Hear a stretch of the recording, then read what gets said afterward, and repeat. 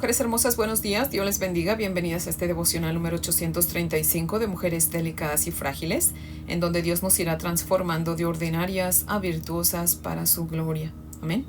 Mujeres hermosas, les invito a orar para comenzar. Oremos.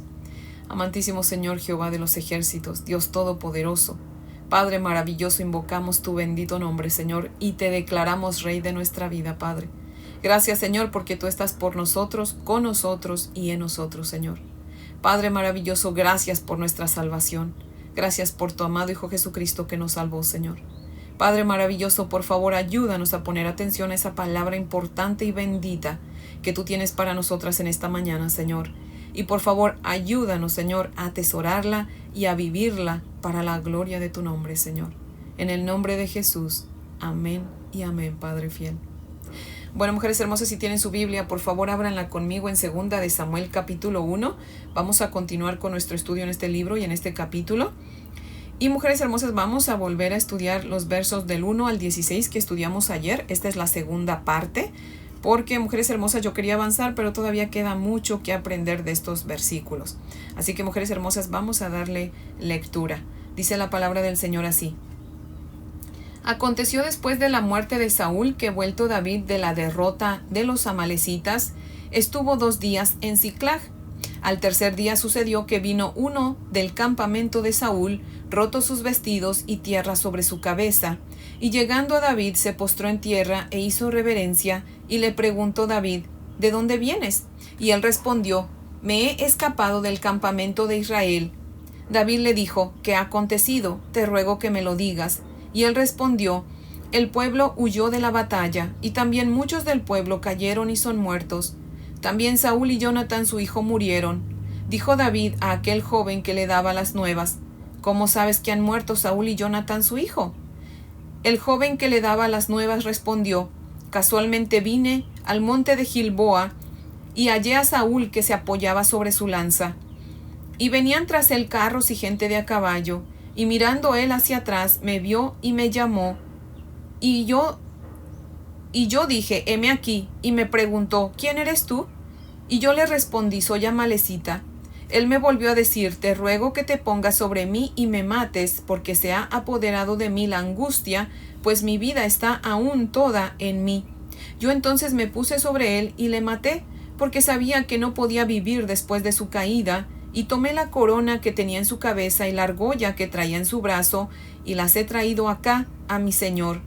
Entonces David, haciendo de sus vestidos, los rasgó, y lo mismo hicieron los hombres que estaban con él. Y lloraron y lamentaron y ayunaron hasta la noche por Saúl, por Jonatán su hijo, por el pueblo de Jehová y por la casa de Israel, porque habían caído a filo de espada. Y David dijo a aquel hombre que le había traído las nuevas, ¿de dónde eres tú?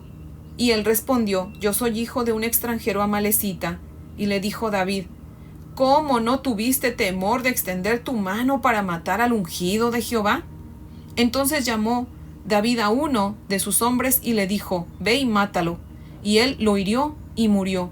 Y David le dijo, tu sangre sea sobre tu cabeza, pues tu misma boca atestiguó contra ti diciendo, yo maté al ungido de Jehová. Amén. Hasta ahí leemos, mujeres hermosas.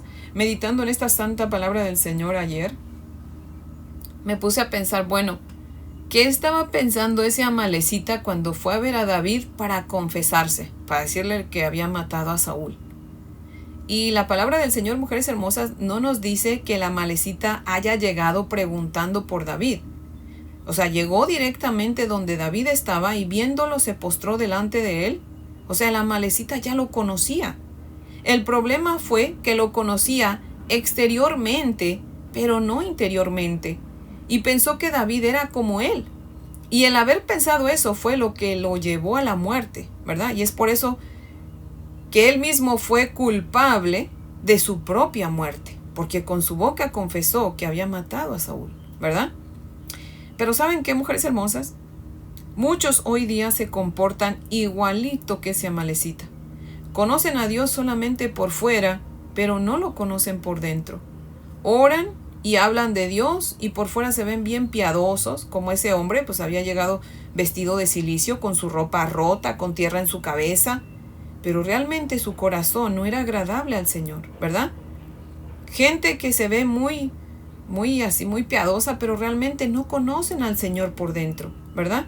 ¿Y cómo lo van a conocer si nunca leen su palabra?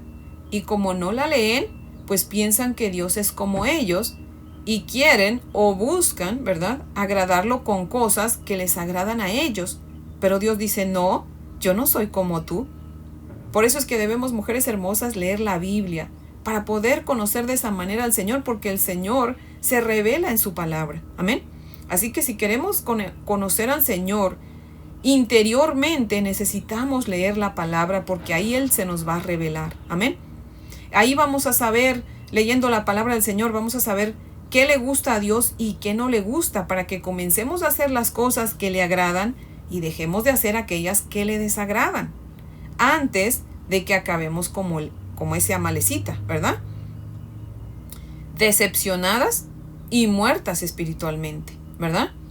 El amalecita pensó que David era como los demás reyes paganos que se alegraban, ¿verdad?, de cuando sus adversarios eran asesinados para que ellos pues pudieran tomar su lugar. Pero resultó que no, David no era como los demás, ¿verdad?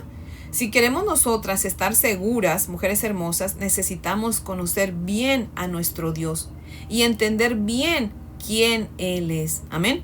Dios no se deja sobornar ni se impresiona con nuestros regalos ni con nuestra ayuda.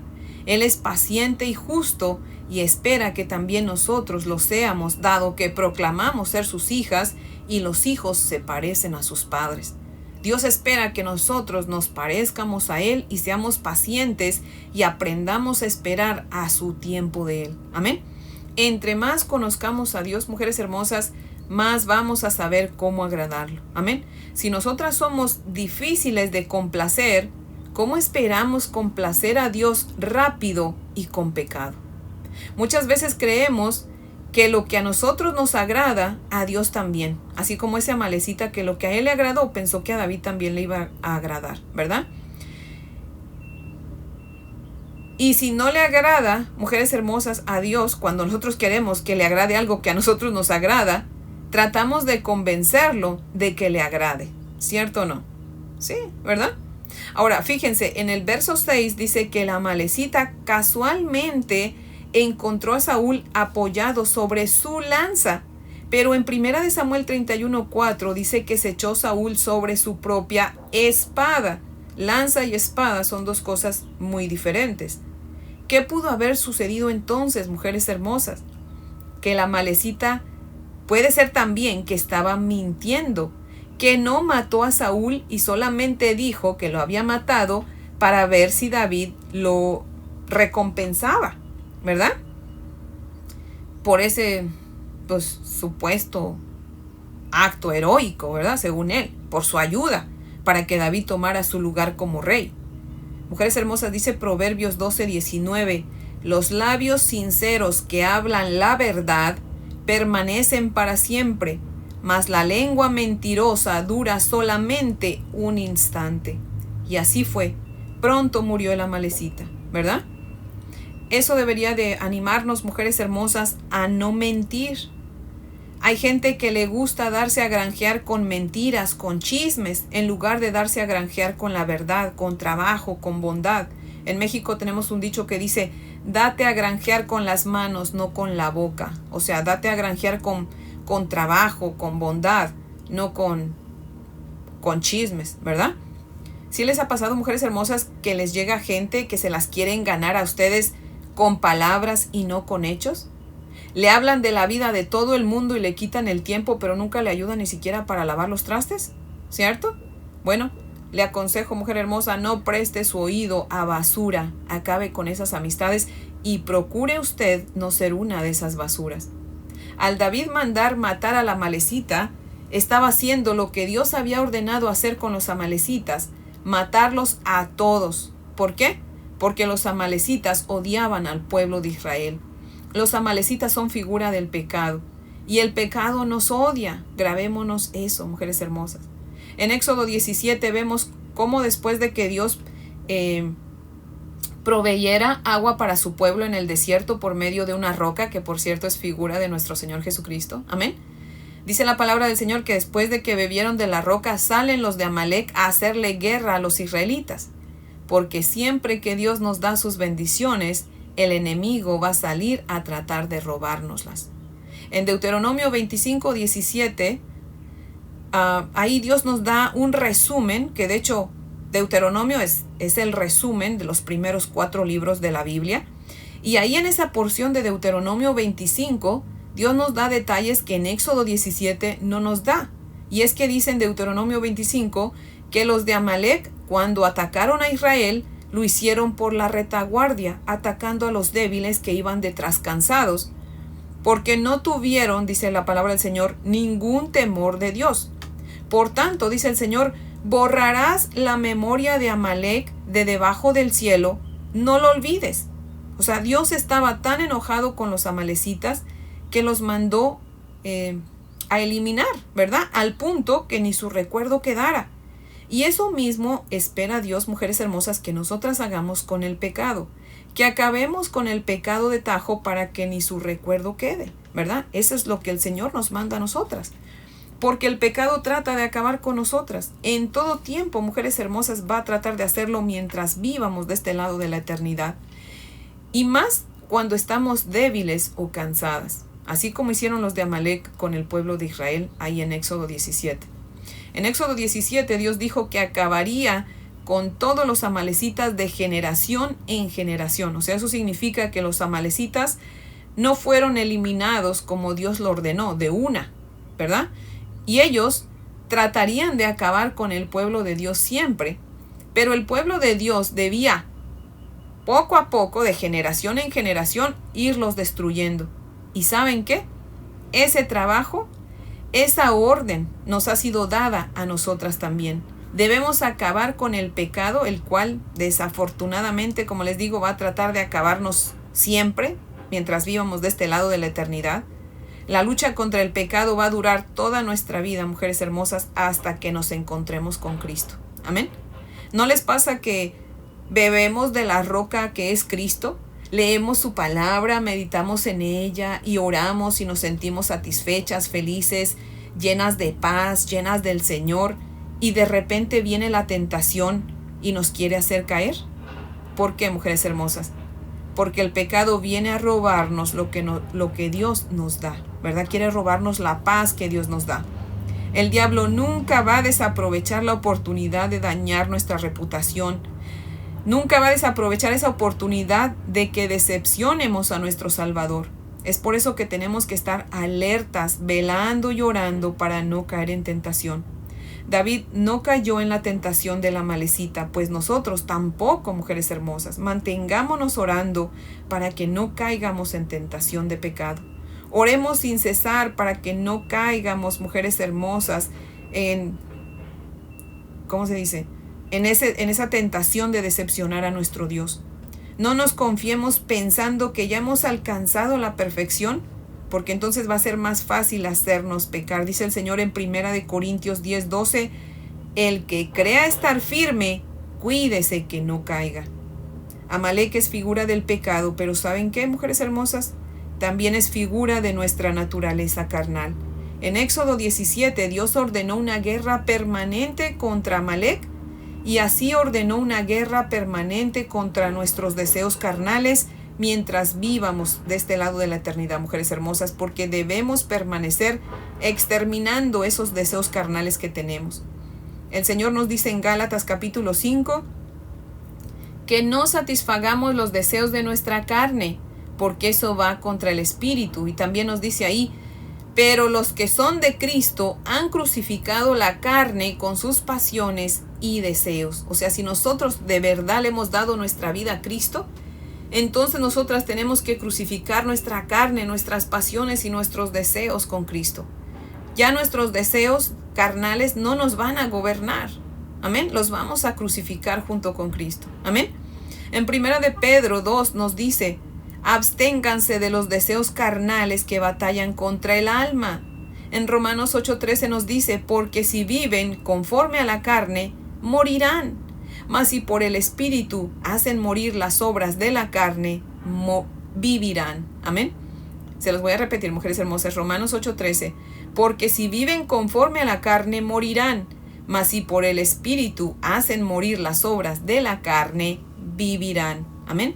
Así que, mujeres hermosas, si queremos vivir en paz, felices, gozosas, asegurémonos, mujeres hermosas, de orar todo el tiempo pidiéndole a Dios que permita que su Santo Espíritu nos prepare, nos empodere para no caer en tentación. Amén. Por medio del Espíritu hagamos morir esas obras de la carne, esos deseos carnales que a veces nuestra carne nos pide, ¿verdad? Y que van en contra de Dios, que van en contra de nuestra alma. Amén.